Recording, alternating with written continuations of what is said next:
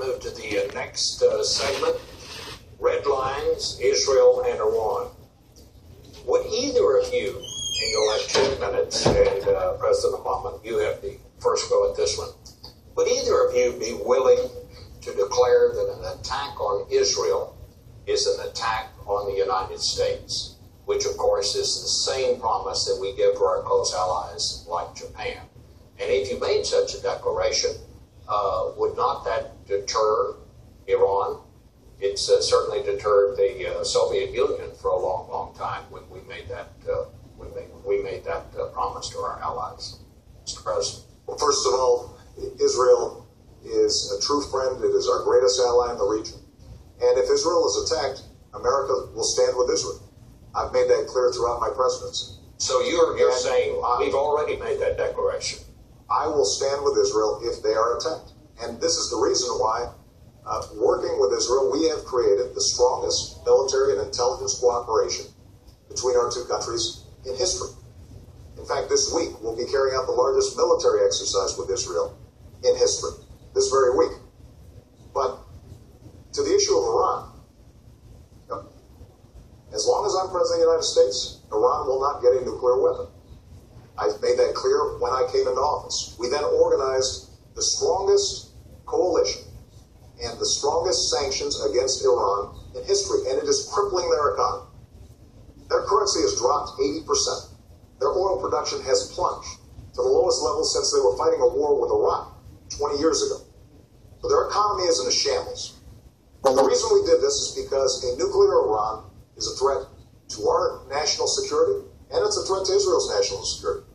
We cannot afford to have a nuclear arms race in the most volatile region of the world.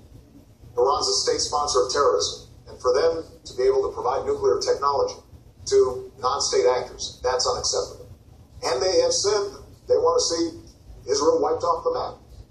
So the work that we've done with respect to sanctions now offers Iran a choice. They can take the diplomatic route and end their nuclear program, or they will have to face a united world and a United States president, me, who said we're not going to take any options off the table.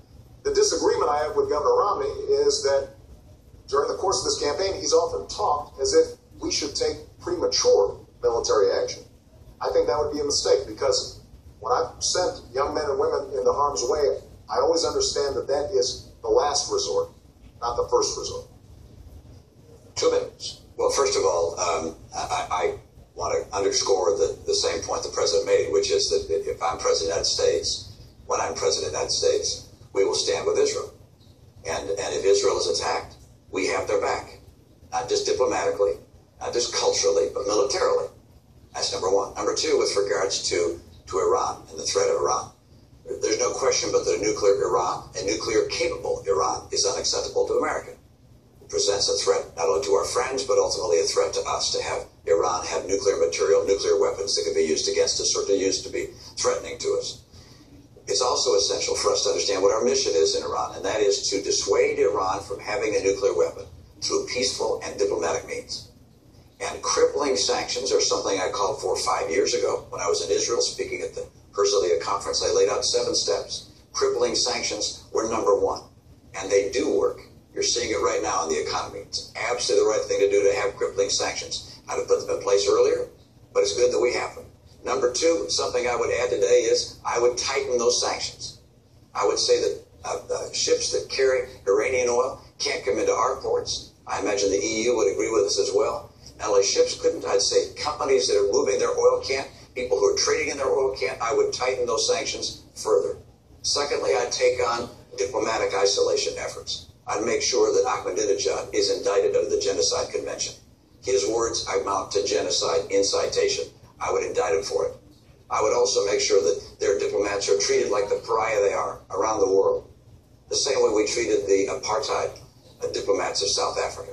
We need to increase pressure time and time again on Iran, because anything other than a solution to this, which stops this nuclear folly of theirs, is unacceptable to America.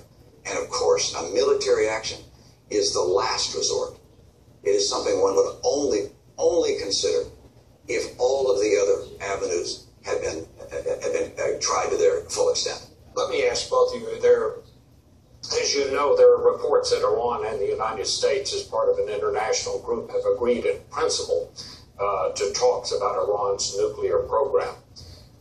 What is the deal, if there are such talks? What is the deal that you would accept, Mr. President?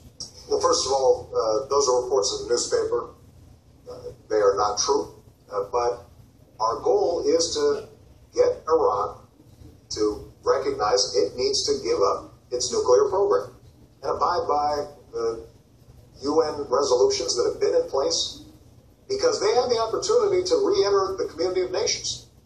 And we would welcome that. There are people in Iran who have the same aspirations as people all around the world for a better life. And we hope that their leadership takes the right decision. But the deal we'll accept is they end their nuclear program. It's very straightforward. And I'm glad that Governor Romney agrees with the steps that we're taking. There have been times, Governor, frankly, during the course of this campaign where it sounded like you thought that you'd do the same things we did, but you'd say them louder, and somehow that would make a difference. And it turns out that the work involved in setting up these criminal sanctions is painstaking. It's meticulous. We started from the day we got into office, and the reason it was so important, and this is a testament to how we've restored American credibility and strength around the world, is we had to make sure that all the countries participated, even countries like Russia and China. Because if it's just us that are imposing sanctions, we've had sanctions in place for a long time. It's because we got everybody to agree that Iran is seeing so much pressure. And we've got to maintain that pressure. There is a deal to be had. And that is that they abide by the rules that have already been established. They convince the international community they are not pursuing a nuclear program. There are inspections that are very intrusive. But over time, what they can do is regain credibility.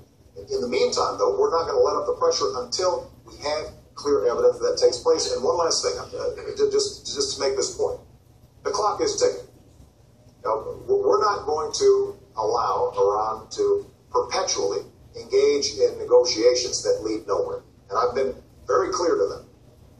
Because of the intelligence coordination that we do with a range of countries, including Israel, we have a sense of when they would get breakout capacity, which means that we would not be able to intervene in time to stop their nuclear program. And that clock is ticking. And we're going to make sure that if they do not meet the demands of the international community, then we are going to take all options necessary to make sure they don't have a nuclear weapon.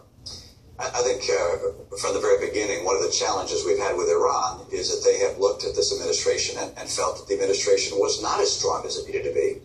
I think they saw weakness where they had expected to find American strength. And I say that because from the very beginning, the president in his campaign some 4 years ago said he'd meet with all the world's worst actors in his first year. He'd sit down with Chavez and Kim Jong-il, with Castro, and with President Ahmadinejad of Iran. And I think they looked and thought, well, that's an unusual honor to receive from the President of the United States. And then the President began what I've called an apology tour of going to various nations in the Middle East and criticizing America. I think they looked at that as saw weakness. Then when there were dissidents in the streets of Tehran, the Green Revolution, holding signs saying, "Is America with us?" the President was silent. I think they noticed that as well. And I think that when the President said he was going to create daylight between ourselves and Israel, that they noticed that as well. All of these things suggested, I think, to the Iranian mullahs that, hey, we can keep on pushing along here. We can keep talks going on, but we're just going to keep on spinning centrifuges. Now there are some 10,000 centrifuges spinning uranium, preparing to create a nuclear threat to the United States and to the world. That's unacceptable for us, and it's essential for a president to show strength from the very beginning, to make it very clear what is acceptable and not acceptable. And an Iranian nuclear program is not acceptable to us. They must not develop nuclear capability. And the way to make sure they understand that is by having, from the very beginning, the tightest sanctions possible. They need to be tightened. Our diplomatic isolation needs to be tougher. We need to indict Ahmadinejad. We need to put the pressure on them as hard as we possibly can. Because if we do that, we won't have to take the military action. Bob, let me just respond. Nothing Governor Romney just said is true. starting with this notion of me apologizing. This has been probably the biggest whopper that's been told during the course of this campaign. And every fact checker and every reporter has looked at it. Governor has said this is not true. And when it comes to tightening sanctions, look, as I said before, we've put in the toughest, most crippling sanctions ever. And the fact is, while we were coordinating an international coalition to make sure these sanctions were effective, you were still invested in a Chinese state oil company that was doing business with the Iranian oil sector. So I'll let the American people decide, judge, who's going to be more effective and more credible when it comes to imposing crippling sanctions.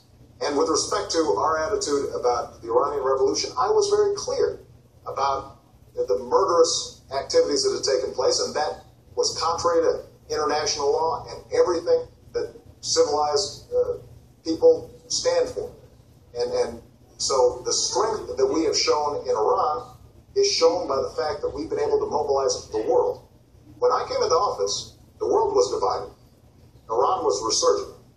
Iran is at its weakest point, economically, strategically, militarily, than since in many years. And we are going to continue to keep the pressure on to make sure that they do not get a nuclear weapon. That's in America's national interest, and that will be the case so long as I'm president.